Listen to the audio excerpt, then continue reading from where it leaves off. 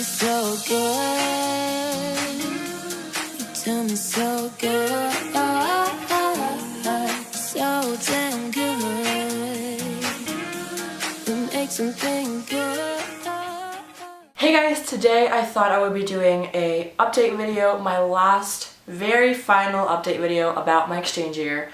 I know like all my videos right now are about exchange, but it is because I just came home and like it's been a big part of my life right now, so another one for the people. So obviously I'm back home. I already posted I think 1 or 2 videos since I came back home, and I've been back home for a little over a month now, which is a little weird. The time just passes by so fast and it's crazy. First of all, I'm not going to talk Spanish in this video because I already made a video a few weeks ago speaking Spanish. I can link it in the description box if you haven't seen it, but basically I just spoke Spanish for a whole video, just like I did Swedish and Danish and Finnish as well. I don't feel like my Spanish has changed so far, so that's not going to happen in this video, but I will give you updates about what it's like to get back home from Spain, from exchange in general. Okay, first of all, my last week in Spain was probably the most eventful week of my whole exchange year, I think. So the week before I was gonna go home, me and my host family, we went to a city called Salamanca. It's basically a university city, or like there's a lot of universities and things, I guess. And it was really, really fun. We had such a fun weekend, and it was basically like a goodbye thing for me and Simona. You see a little bit of that in my goodbye Spain video, because that was like a goodbye trip kind of for us. And then the last few days I said bye to Simona. She left a few days before me. We had a goodbye dinner with like the whole host family, the host grandparents, stuff like that. I went to my last party with my friends. I hung out with the host family and my friends and people. I packed, obviously. There were a lot of things going on the last few days on exchange, saying bye to everyone, doing everything one last time. But those days were really fun days too. Like, even though I was sad leaving Spain and stuff, they were really fun days. Obviously the day came that I had to come back home, and I was actually scared that it was gonna be hard to be back home, if that makes sense. That I was gonna miss Spain way too much, I was gonna miss my life there way too much, and that maybe I would go back to being the same person I was before exchange and not bring back the person I became on exchange, if that makes sense.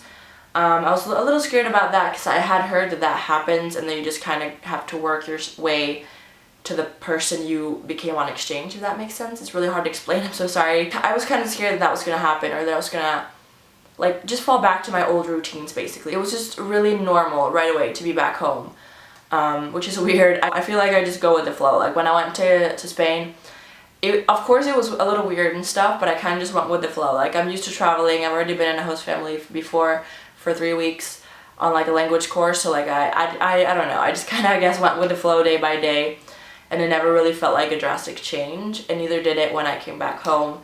Whereas I've heard that other people feel like it's such a big change and it's so weird. I just felt like, oh, I don't know if I'm just weird or if it's normal, but it felt really normal to come back home. And there's times when I feel like it was a dream, like my whole exchange year was a dream, and I just kind of feel like, wait, was I really there? Like, it feels very weird.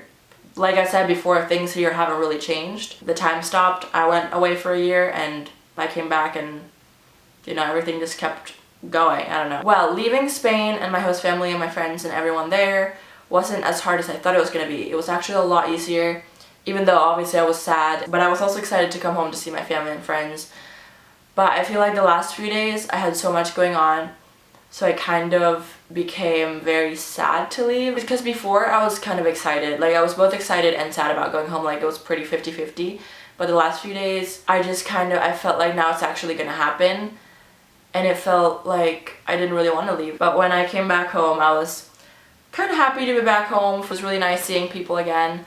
Especially like my best friends and my family. That was super fun to like see them for the first time. So the first few days were really fun, and then I felt like I had been home always, so I don't know, it's all kind of weird when I think about it now. Like, it feels like I never left. Yeah, it was a lot easier to leave and to come home than I thought it was gonna be. The only big thing that like freaked me out when I came back home was my big brother. Oh my gosh, my little brother, who now is very tall. He's like very big now.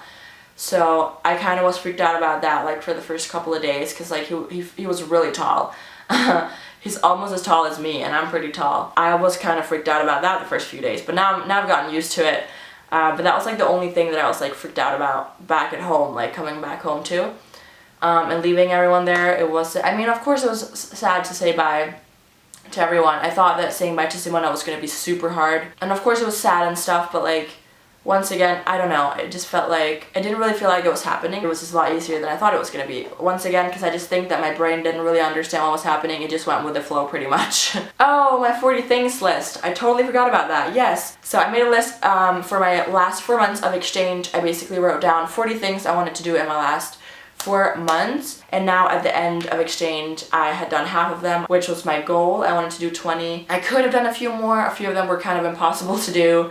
So I could have done a few more, I think, but I'm really happy that I got to do like half of the things I wanted to do. And yeah, the other 20 things I'll do when I go back someday. So another thing that's happened a lot here when I've gotten back home is that people, obviously they ask questions.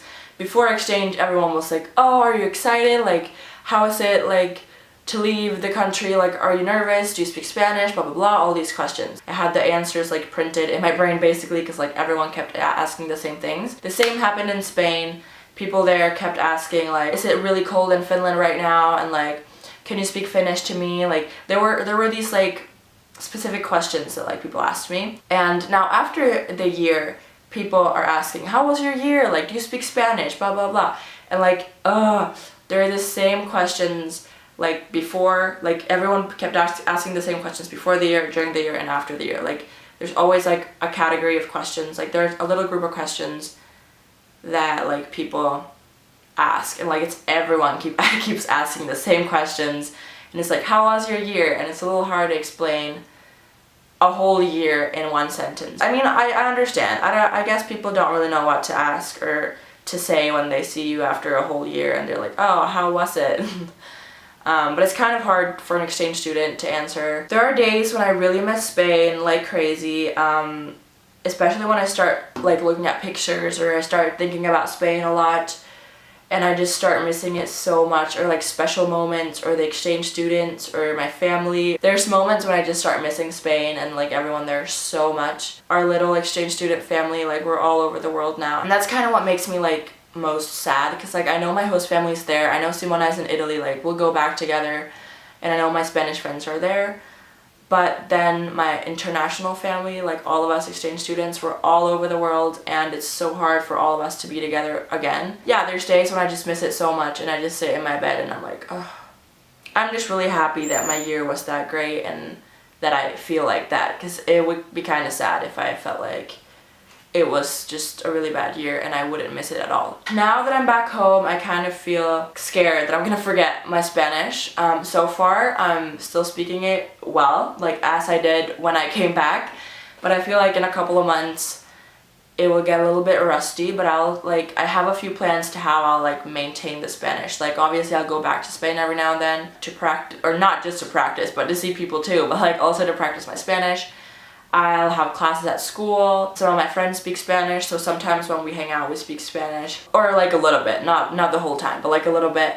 And I FaceTime Simona. Hopefully I'll maintain it, and hopefully, like, I'll always speak Spanish, because, like, it would be so sad if I would forget it at some point of my life. So yeah, but that's kind of like a pressure I have now on me, like, oh, I'm gonna forget it. Like, I'm really scared. Like, so some days I'm just like, oh my gosh, like, what am I gonna do? I need to, like, read a book now or something, you know? Do you guys remember when I sat here a year ago and I showed you guys my Spanish flag when it was all new, or, like, I had just gotten it and it didn't have any names or anything on it, and now it's full of things that my friends there wrote me, and I'll show you guys. This is what it looks like, basically. As you can tell, there are a lot of little writings on it. This is a really good tip, I think, for any exchange student anywhere in the world. Do this. It's a really fun memory, or, like, a book where people write or something. Like, a lot of exchange students, like, had something that they wanted people to write in or on, like a sweatshirt or something. Like,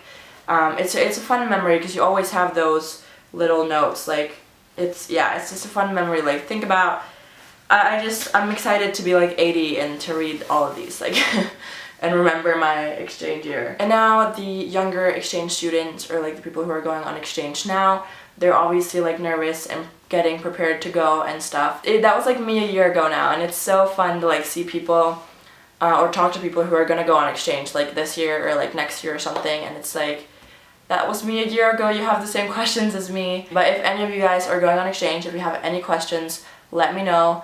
Definitely, I want to help as many people as I can with this, because it's like, obviously I'm experienced, I've been on exchange, and it's so much fun to help people, even though the questions are the same. How did you learn Spanish? How long did it take for you to learn Spanish? Blah, blah, blah. They're the same questions every time, but obviously I had the same questions before exchange as well. So just ask questions if you want to. And thank you so much for watching all these videos throughout my exchange year, if you're interested in more. There's a whole playlist for videos about exchange. I feel like I've said this now 10 million times. I will probably be doing other exchange videos at some point. I want to do them with other exchange students and stuff like that, to like share other people's experiences as well. But yeah, that's it for my exchange update series, I guess.